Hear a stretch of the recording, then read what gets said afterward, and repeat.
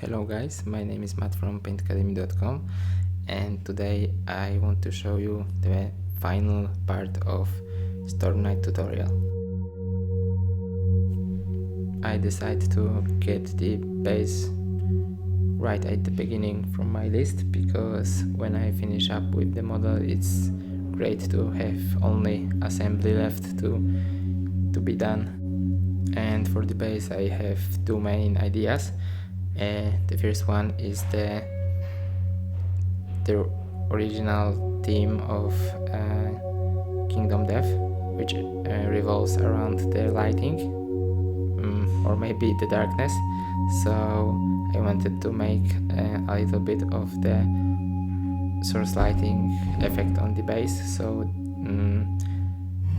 the source of the lighting is the model itself, and it's right in the center, so it will be the most lighted part, and everything else should be dark, so it's like the circle of lighting around the model, and everywhere else is just the darkness. It's like very sharp contrast, but I think it works fine with Kingdom Death models. And the second thing I want to have done is the matching color with the shadow underneath the Storm Night clouds. So I wanted to create a little bit of the effect, like the lighting from the base give some red shadow or a little bit of red lighting underneath the Storm Night clouds. And there is one significant problem with painting any kind of red light. It's again the same problem with using white, because the white is the lightest part of the all colors. So it should be final color at the very center of the base, but when you do too much of the white for the highlighting, you will take off some of the initial color, so it will be more like pinkish, not the reddish tone. So I really wanted to avoid that. That's why I made few attempts to go back and forth with white and again with the red when it was too much white, and then again with white where it's not enough white and too much red, and I just finished when I decided it looks good enough.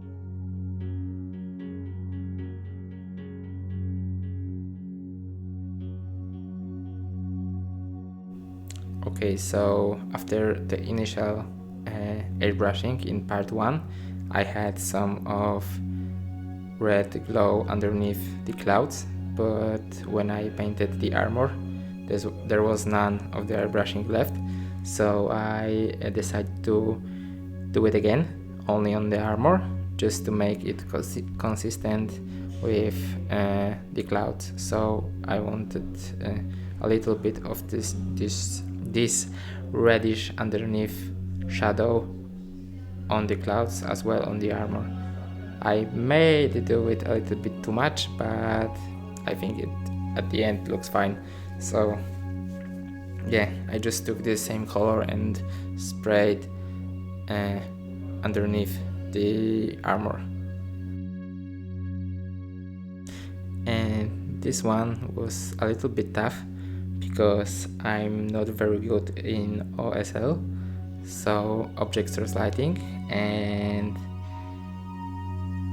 this model was, the surface on the model was not very intuitive to paint with this effect because it has a little very strange surface around the eye holes and the mouth, so it was a little bit tough. So I decided to keep it to minimum just to make the eye holes really bright and the glow very minimal, but I think in the end it looks better than if I would do a lot of glow around the holes on the armor. To get this effect at least good, you need to do really two things and do them in the right order. So first one is to make very thin glazes for the glowing effect, which are a little bit farther from the source of the lighting. In my case, it's just a blue glow around the holes in the armor. And when you get to the very source of the lighting, use much more thicker paint. So not very thick, but thicker than the glazes, so less water, more paint, and just do the very source of the lighting, so one small point, and then expand it if you decide that you want to do it, but don't try to do too much at the beginning and then just cover it with darker paint, because it's much easier to expand the glowing point than to cover eventual mistakes.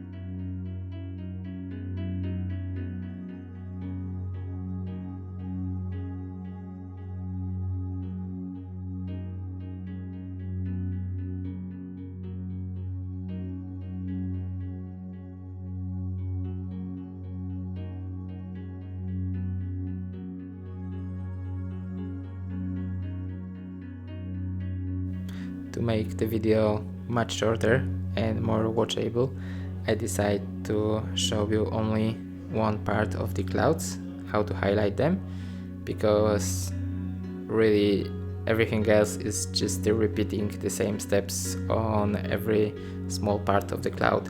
So there is not much more to show beside that, and there are really two things I want to achieve. It was very high contrast at the all details on the clouds, and I really didn't want to cover any of the underneath reddish shadow. So fortunately the sculpt is very good, so it wasn't too hard. The good eye brushing I made before made it even easier, so I really only need to enhance the already existing highlights and maybe do some black lining in the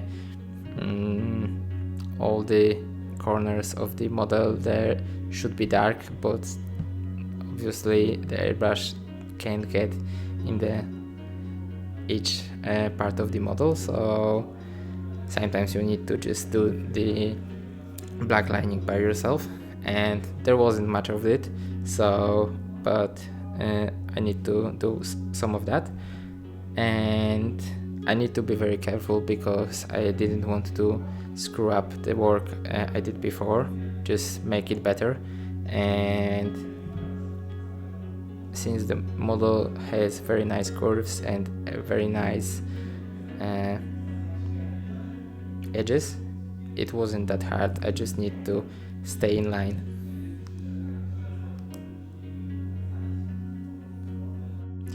And after I finished this one part, I decided it looks exactly as I want, so I just need to repeat this step on the every other detail.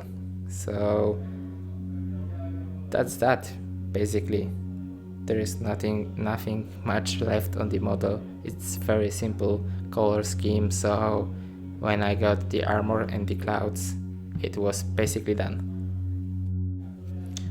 The really one last thing I need to do is the final assembly, so I just finish up the clouds and take the base I did before and put everything together. So that's the finished model. So personally I really like it. It didn't take very much time. Most of the painting I've done, it's on the all three videos I made.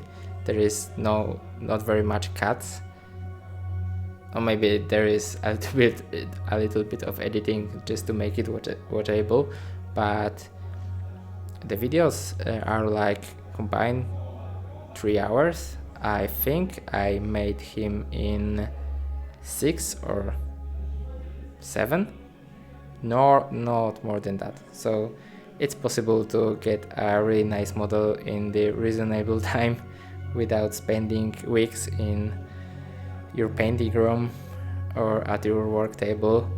So yeah, it takes a little bit of patience and skill, but it's definitely doable. Thank you for watching. I hope you liked all three videos, and see you next time. Cheers!